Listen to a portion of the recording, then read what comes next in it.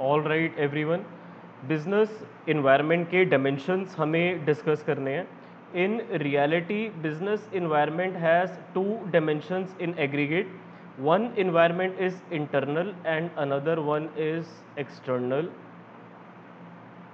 Now internal environment comprises of the managers of the company, the employees of the company, the workers, directors. So they all constitute internal environment of your business. Whereas if we talk about the external environment comprises of micro elements as well as macro elements. Now when we talk about micro elements, it includes your customers, suppliers, distributors, whereas macro environment includes those variables which affect every business in the economy. For example, legal environment, political environment, social environment, technological environment, demographic environment. So it includes every variable which affects all the businesses in the economy on macro level.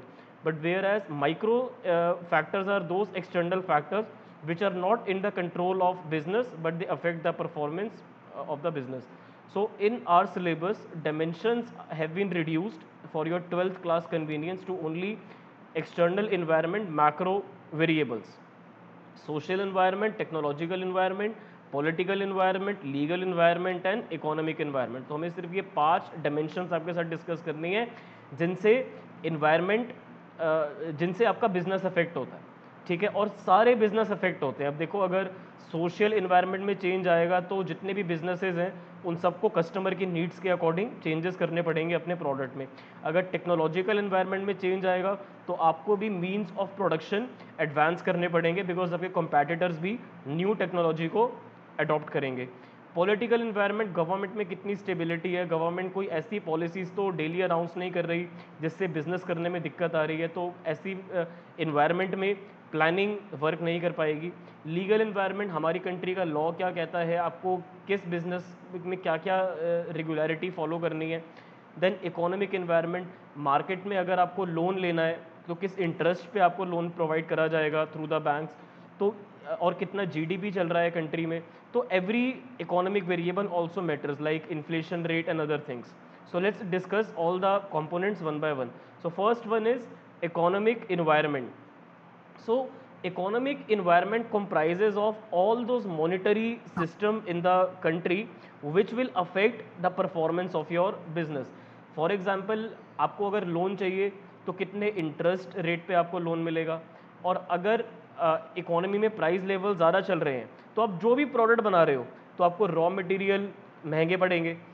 Plus अगर लोगों की disposable income change हो रही है, अगर लोगों की income जो है वो इंक्रीज हो रही है या फिर डिक्रीज हो रही है, तो इससे आपकी सेल्स पे भी इम्पैक्ट आएगा.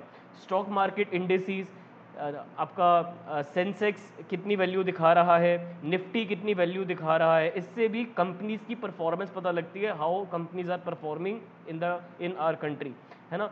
वैल्यू ऑफ रुपी क्या चल रही है if we will compare it with foreign currencies, है ना. तो इससे पता लगाया जा सकता है कि एक कंट्री में मैनेजमेंट प्रैक्टिसेस कैसी चल रही हैं, राइट. तो short term and long term interest rate significantly affect the demand for product and services. देखो, अगर आप कोई शॉर्ट टर्म लोन ले रहे हो तो उस पर कितना इंटरेस्ट रेट आपको पे करना है, और अगर आप कोई लॉन्ग टर्म लोन ले रहे हो तो उस पर कितना इंटरेस्ट रेट आपको पे करना है, उससे भी डिपेंड करेगा कि आप कितनी वैल्यू का लोन लोगे. बिकॉज लोन तो लेना ही पड़ता है चाहे, क्योंकि अगर आपको बिजनेस करना है तो थोड़ी बहुत इन्वेस्टमेंट आप खुद से डालोगे और बाकी रिमेनिंग इन्वेस्टमेंट में से कुछ पैसे आप शेयर मार्केट से रेज कर सकते हो, बाकी कुछ आपको डेट लेना पड़ता है, चाहे लोन से करो या फिर डिबेंचर से करो या और कोई बॉन्ड वगैरह आप इशू करो जिसके थ्रू आप फंड रेज करोगे. तो ये देखना, वो कंपेयर करने हैं डिफरेंट सोर्सेज की किस में कितना इंटरेस्ट रेट आपका जाएगा. बट अगर इंटरेस्ट रेट ज़्यादा चल रहा है तो फिर शायद आप लोन लेना प्रेफर नहीं करो, और जितने पैसे आपके पास हैं उतने में ही आप बिजनेस करना प्रेफर करो. तो फिर आप डिमांड नहीं करोगे प्रोडक्ट्स की और सर्विसेज की, क्योंकि आप लोन महंगा मिलेगा आपको, तो आप जितना आपके पास होगा उतने में ही आप बिजनेस अपना रन करोगे. सपोज करो कि एक कंस्ट्रक्शन कंपनी है और एक ऑटोमोबाइल कंपनी है, तो इनके जो लॉन्ग टर्म लोन्स होंगे वो काफ़ी ज़्यादा इनको बेनिफिशियल मिलेंगे, क्योंकि इनमें इंटरेस्ट रेट जो होता है वो लॉन्ग टर्म में जाके कवर होता है. अब अगर कोई कंपनी है जिनको ऑटोमोबाइल मैन्युफैक्चर करना है, कोई कंपनी है जिनको कंस्ट्रक्शन का काम करना है, तो ये लोग जो लोन लेते हैं वो लॉन्ग टर्म के लिए लेते हैं, क्योंकि इनका काम शॉर्ट टर्म नहीं होता है, इनका काम काफ़ी लॉन्ग टर्म होता है। और जो लोग आपकी कार खरीदेंगे या फिर अपार्टमेंट परचेज करेंगे, तो वो लोग बोरोड मनी पे करेंगे, बिकॉज वो लोग भी कहीं से लोन लेंगे। अब किसी पर्सन को अगर घर खरीदना है तो वो हो सकता है ईएमआई पे खरीदे, किसी को कोई कार खरीदनी है तो वो भी ईएमआई पे खरीदेगा, है ना। तो इसीलिए इन चीज़ों के अंदर बेनिफिट रहता है कि अगर आपको इनको प्रोड्यूस करना है तब भी आप लॉन्ग टर्म लोन लो, और अगर आपको इन चीज़ों को परचेज करना है तब भी आप इनको लॉन्ग टर्म लोन पे ही परचेज करोगे। अगर आपको घर खरीदना है तो आप 1 ईयर के अंदर अंदर तो पेमेंट कर नहीं पाओगे, आप ईएमआई बनवा लोगे मे बी 5 ईयर्स की, 10 ईयर्स की। Same will happen with the car also, कि आपकी ईएमआई बन जाएगी लॉन्ग टर्म में। फाइन। तो लॉन्ग टर्म में अगर इंटरेस्ट रेट कम चल रहे हैं तो फिर आप लॉन्ग टर्म लोन लेना प्रेफर करोगे, राइट। बट अगर लॉन्ग टर्म में इंटरेस्ट रेट ज़्यादा डिमांड करे जा रहे हैं तो लोग शायद लोन लेना प्रेफर नहीं करेंगे, और इसकी वजह से लोग कार्स भी नहीं खरीदेंगे और घर खरीदना भी प्रेफर नहीं करेंगे, अगर उन्हें इंटरेस्ट ज़्यादा पे करना पड़ रहा है। तो why will people be encourage to buy such products. Social environment भी बहुत ज़्यादा मैटर करती है कि लोग डिमांड करेंगे प्रोडक्ट्स की या नहीं। पीछे आपने देखा कि लोग कार तभी खरीदेंगे जब उस पर इंटरेस्ट उन्हें कम पे करना पड़ेगा, लोग नए घर तभी खरीदेंगे जब मार्केट में इंटरेस्ट रेट कम चल रहा होगा, उनके ईएमआई जो होगी वो कम वैल्यू की रहेगी लॉन्ग टर्म में, राइट। तो सोशल इन्वायरमेंट भी प्रोडक्ट की डिमांड को अफेक्ट करता है। अब लोगों को जो चीज़ पसंद है लोग वही खरीदेंगे, राइट। अब इंडिया का जो कल्चर है इसमें लोग जनरली कुर्ता पजामा पहनना पसंद करते हैं, शेरवानी पहनना पसंद करते हैं ऑन फेस्टिवल्स और ऑन फैमिली ओकेजन्स, राइट। अब यही सेम प्रोडक्ट्स अगर हम किसी दूसरी कंट्री में लेके जाएंगे तो वहाँ का सोशल इन्वायरमेंट एंटायरली डिफरेंट होगा। फाइन। तो हमारी सेल उस लेवल से नहीं हो पाएंगी जिस लेवल से सेल्स हमारी इंडिया में हो पाएंगी। वहाँ पर भी सेल्स होंगी बट उतनी नहीं होंगी, क्योंकि यहाँ तो हर रोज़ लोग आपके स्टोर में कुर्ता पजामा खरीदने के लिए, साड़ी खरीदने के लिए लोग आएंगे। बट बाकी कंट्रीज़ में लाइक अगर हम बात करें फ्रांस की, तो वहाँ पे लोग क्यों आएंगे, ये डेली थोड़ी आएंगे, कभी कभार ही आएंगे लोग डिमांड करने के लिए। तो सोशल इन्वायरमेंट भी बहुत मैटर करता है कि लोग किन प्रोडक्ट्स की डिमांड करेंगे। तो कंट्री के क्या कस्टम्स हैं, क्या ट्रेडिशन है, लोगों की क्या वैल्यूज़ हैं, क्या ट्रेंड्स चल रहे हैं, क्या एक्सपेक्टेशंस है बिजनेस से सोसाइटी वालों को, तो ये चीज़ बहुत मैटर करती है। अब ट्रेडिशन में आ जाते हैं कि जो चीज़ें काफ़ी टाइम से चलती हुई आ रही हैं, राइट, जो चीज़ें काफ़ी टाइम से चलती हुई आ रही हैं। अब जैसे कि कोई भी इंडिया में जैसे कि फंक्शन वगैरह होता है तो लोग कुर्ता पजामा वगैरह पहनते हैं, दिवाली का फंक्शन आता है तो लोग मिठाई खरीदते हैं, गिफ्ट्स खरीदते हैं। तो उस टाइम में बिजनेस फर्म्स ज़्यादातर ऑफर्स निकालते हैं, बाय 2 गेट 1 फ्री जैसे ऑफर्स निकालते हैं ना। अब ये सेम एग्जांपल आ गया, जैसे कि इंडिया में दिवाली हो गया, ईद हो गई, क्रिसमस हो गया, गुरुपुरब हो गया, तो इन चीज़ों पे मतलब बहुत अपॉर्चुनिटी होती है कंपनीज़ के लिए, ग्रीटिंग कार्ड्स और गिफ्ट हैम्पर्स वगैरह निकालना, मिठाइयाँ, है ना, कन्फेक्शनरी, टेलरिंग आउटलेट्स, है ना, बहुत लोग कुर्ता पजामा वगैरह पहनना पसंद करते हैं। और ऐसे फेस्टिवल ओकेजन पे लोग थोड़ा ट्रेडिशनल अटायर पहनना पसंद करते हैं, है ना। तो उन बिजनेसेस के लिए काफ़ी अच्छी अपॉर्चुनिटी होती है उस टाइम में इस इन्वायरमेंट का बेनिफिट उठाना, है ना। वैल्यूज़ का मतलब होता है कि जो लोग अपनी एस्टीम में मान के चलते हैं, मतलब जिससे लोगों को लगता है कि इससे हमारी मतलब रिस्पेक्ट ज़्यादा करी जा रही है। इंडिया में लोगों को क्या चाहिए, फ्रीडम चाहिए, जस्टिस चाहिए, इक्वालिटी चाहिए, नेशनल इंटीग्रेशन चाहिए। कि इंडिया हालांकि नॉर्थ साउथ वेस्ट ईस्ट में डिवाइडेड है, बट हमें यूनिटी में काम करना है कि जो चीज़ें नॉर्थ दिल्ली में कंज्यूम करी जा रही हैं वो आपको साउथ दिल्ली में भी मिल जानी चाहिए। फॉर एग्जांपल यहाँ के जो रेस्टोरेंट्स हैं वो नॉर्थ इंडिया के अकॉर्डिंग है, बट अगर आप साउथ इंडिया में जाओगे तो वहाँ पे ज़्यादातर रेस्टोरेंट्स में साउथ इंडियन खाना मिलेगा। बट ऐसा तो नहीं है कि आपको नॉर्थ इंडियन नहीं मिलेगा, कुछ रेस्टोरेंट्स हैं जो स्पेसिफिकली नॉर्थ इंडियन के होंगे, है ना। तो इसीलिए हमें वैल्यूज़ को रिस्पेक्ट करना चाहिए। अगर वैल्यूज़ को आप रिस्पेक्ट करोगे, सबकी रिस्पेक्ट करोगे, तभी आपका बिजनेस अच्छे से परफॉर्म कर पाएगा, राइट। देन बिजनेस की टर्म्स में अगर माने तो फ्रीडम होनी चाहिए मार्केट में चॉइस करने की। अब अगर किसी को इंडिया में कोई डिफरेंट वेस्टर्न कपड़े पहनने हैं तो उनको फ्रीडम होनी चाहिए। ऐसा नहीं होना चाहिए कि इंडिया में हमारे जो एंसेस्टर्स थे उन्होंने ऐसे वेस्टर्न कपड़े नहीं पहने तो आप लोग मत पहनो, आप लोग ईस्ट साइड को बिलोंग करते हो तो वेस्ट वाले लोग वेस्ट पहनेंगे, आप लोग ईस्ट कपड़े पहनो। अब अरेबिक कंट्रीज़ में ऐसा है कि वुमेन आज भी बुरखा पहनती हैं, तो उनको लिबर्टी होनी चाहिए, फ्रीडम होनी चाहिए। जैसे हमें भी इंडिया में फ्रीडम है कि जिसको जो पहनना है वो पहन सकता है, राइट, जिसको जो खाना है वो खा सकता है। तो एक फ्रीडम होनी चाहिए, है ना। तो बिजनेस की भी फिर रिस्पॉन्सिबिलिटी बन जाती है कि लोगों को अच्छे गुड्स एंड सर्विसेज प्रोवाइड करें, सोसाइटी की एक्सपेक्टेशंस को पूरा फुलफिल करें, and non discriminatory employment practices रखें। ऐसा नहीं होना चाहिए कि हम इस पोजीशन के लिए सिर्फ स्पेसिफिक जेंडर के पर्सन को ही हायर करेंगे, लेट इट बी मेल और फीमेल। अगर रिसेप्शनिस्ट चाहिए तो फीमेल ही होंगी, ऐसा नहीं होना चाहिए, राइट। तो इसीलिए डिस्क्रिमिनेशन नहीं ऐसे करी जानी चाहिए on basis of gender, nationality, किस रिलीजियन को आप बिलोंग करते हो, किस रीजन से आप आ रहे हो, ये चीज़ें मैटर करनी ही नहीं चाहिए when you talk about employment. सबको इक्वल राइट्स होने चाहिए। सोशल ट्रेंड्स होते हैं आजकल क्या चल रहा है, उसके अकॉर्डिंगली प्रोडक्ट प्रोड्यूस करो। अब सपोज करो, अब रिसेंटली मैं अगर लाइव एग्जांपल लूँ तो आप लोगों को पता है स्पाइडरमैन की मूवी आने वाली है दिसंबर में। अब यूट्यूब पे भी इतना उसका प्रमोशन करा जा रहा है, टीवी पे इतना प्रमोशन करा जा रहा है, तो जो मेनली स्टूडेंट्स हैं जो between I think 6 to 14-15 age group के होंगे, उन लोगों में काफ़ी क्रेज़ आ जाएगा मूवी देखने के बाद। इतने प्रमोशन देखने के बाद, हर जगह स्पाइडरमैन के पोस्टर देखने के बाद बच्चों को लगेगा कि उनके पास भी वैसी कॉस्ट्यूम होनी चाहिए, वैसे वेब शूटर होनी चाहिए।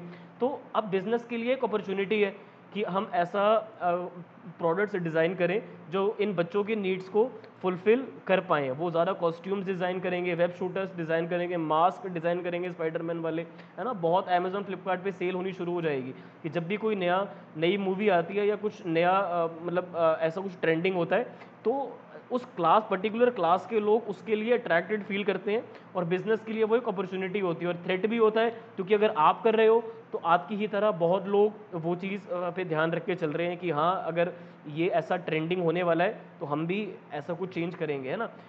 अब आजकल देखो हेल्थ और फिटनेस को लेके बहुत ट्रेंड हो गया है अर्बन ड्वेलर्स में, मतलब जो लोग अर्बन एरियाज़ में रहते हैं उन लोगों में बहुत ट्रेंड हो गया है हेल्थ और फिटनेस का। तो अब ऑर्गेनिक फूड की बहुत डिमांड हो गई है, लोग जिम जाना पसंद करते हैं, ठीक है। मिनरल वाटर लोगों को पीना है, ठीक है। खैर ये सच I won't recommend you to write this example because mineral water is not just for fitness people, those who seek fitness, it's for everyone. And food supplements like whey protein, BCAA, amino, ठीक है। So food supplements की भी काफ़ी ज़्यादा demand हो गई है। Multivitamins आ जाते हैं इसमें, वे प्रोटीन आ जाता है इसमें, फ़िश ऑयल आ जाएगा आपका, and branch chain amino acids आपके आ जाएंगे। सो सोशल इन्वायरमेंट में काफ़ी डिमांड हो रही है इन सप्लीमेंट्स की, जिन लोगों को फिटनेस में इंटरेस्ट है, फाइन। बट सप्लीमेंट तो देखो, सप्लीमेंट का नाम क्या है, सप्लीमेंट मतलब ये खाने के बाद की चीज़ है। पहले आपको अपनी जो न्यूट्रिशनल रिक्वायरमेंट्स है वो ट्राई करनी है कि खाने से पूरी हो जाए। जो आप डाइट ले रहे हो, ठीक है, उसमें आपके प्रोटीन, कार्ब्स और फैट्स पूरे हो जाए। बट अगर नहीं हो रहे आपके वाइटामिन्स पूरे और आपके मैक्रोन्यूट्रिएंट्स पूरे, तब जाके आपको एडवाइस करा जाता है कि आप सप्लीमेंट से पूरा करो। फॉर एग्जांपल मैं इतना बाहर नहीं जाता तो मुझे विटामिन डी नहीं मिलता, तो मुझे फिर सप्लीमेंट से पूरा करना पड़ता है। तो तब लेना चाहिए जब आपका वो पूरा नहीं हो पा रहा, otherwise it is not recommended कि आप कोई भी सप्लीमेंट लो अगर आपकी डाइट से वो पूरा हो पाता है तो। देन टेक्नोलॉजिकल इन्वायरमेंट, अब देखो टेक्नोलॉजी डेली किस रेट से इंप्रूव हो रही है हम सब जानते हैं ना। आए दिन साइंटिफिक इंप्रूवमेंट होती रहती है, इनोवेशन होती रहती है। अब बिजनेस फर्म्स के लिए कितनी अपॉर्चुनिटीज़ हैं अब गुड्स को प्रोड्यूस करने के लिए, सर्विस को प्रोड्यूस करने के लिए नए मेथड्स के साथ, ठीक है। पुराने टाइम में तो ज़्यादातर काम हैंडीक्राफ्ट से होता था, मतलब लोग मैनुअल काम करा करते थे।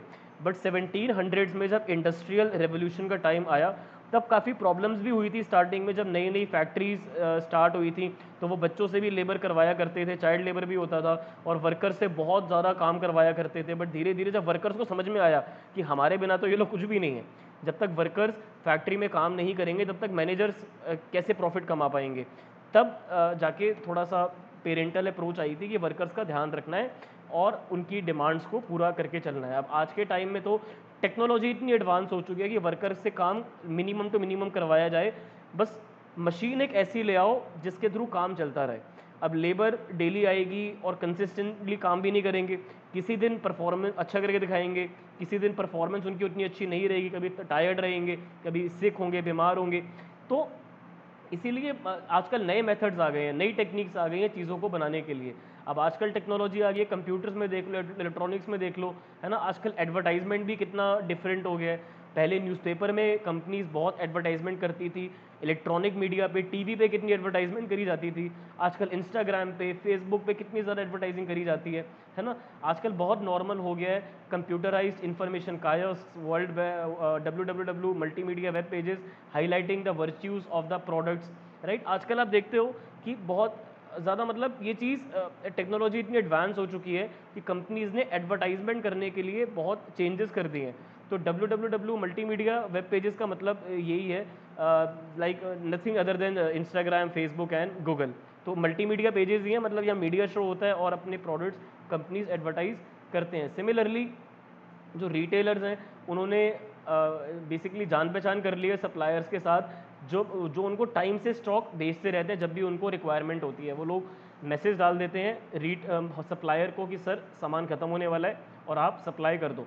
तो वो एक क्रॉस चेक रखते हैं कि कितना स्टॉक उन्हें चाहिए, अगर उन्हें इतनी इन्वेंट्री चाहिए और अगर इन्वेंट्री लो हो जाती है, यहाँ तक आ जाती है, तो यहाँ पे आते ही ऑर्डर प्लेस करना है। ठीक है, हमें मतलब पूरी इन्वेंट्री भर के रखनी है, इतनी इन्वेंट्री हमें चाहिए रॉ मटेरियल की।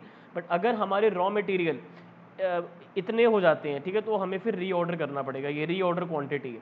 ठीक है, हम इतना हम लेके चलते हैं एक्स्ट्रा। अगर कभी रॉ मटेरियल नहीं मिल पाए, कभी प्रॉब्लम हो गई, ठीक है, हमें मेन रिक्वायरमेंट हमें इतनी है, बट इतना हम एक्स्ट्रा रख के चलते हैं कि रिजर्व में रहता है कि कभी भी अगर रॉ मटेरियल नहीं आ पाए तो हम यहाँ से यूज़ करते रहेंगे।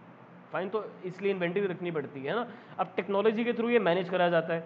ठीक है, रोज़ तो आप हिसाब किताब रखोगे नहीं कितने पार्ट्स अवेलेबल हैं, तो वो रिकॉर्डिंग ऑनलाइन जाती रहती है और जब आपका स्टॉक खत्म होने वाला होता है तो ऑनलाइन ऑर्डर प्लेस हो जाता है और आपके पास रॉ मटेरियल आ जाते हैं। मैन्युफैक्चरर्स अब बहुत फ्लेक्सिबल हो गए हैं मैन्युफैक्चर करने में। अब देखो, हर एक कंपनी की रिक्वायरमेंट्स अलग अलग हैं। ठीक है, अब कोई बोलता है कि मुझे ऐसी मशीन चाहिए, कोई बोलता है मुझे वैसी मशीन चाहिए। तो अब जो मैन्युफैक्चरर्स हैं वो आपकी रिक्वायरमेंट के हिसाब से आपको मशीन बना के देते हैं। एयरलाइन कंपनीज में भी अब आप इंटरनेट के थ्रू आप टिकट्स को बुक कर सकते हो, आप फ्लाइट का टाइम देख सकते हो, अपने डेस्टिनेशन की डिटेल्स, टिकट के प्राइजेस, फेयर कितने चल रहे हैं ना, और आप ऑनलाइन बुक कर सकते हो। अब तो अब इतने सारे एप्लीकेशंस हैं जिनके थ्रू आप प्लेन की टिकट बहुत इजीली बुक कर सकते हो। ठीक है, गो आई बीबो है आपका, एंड आपका पेटीएम है, मतलब फ़्लाइट टिकट्स को बुक करना बहुत ईजी हो गया है। आजकल इनोवेशंस होती रहती हैं साइंस में और इंजीनियरिंग में। ठीक है, लेज़र्स को लेके आजकल ऑपरेशंस भी लेज़र के थ्रू हो जाते हैं।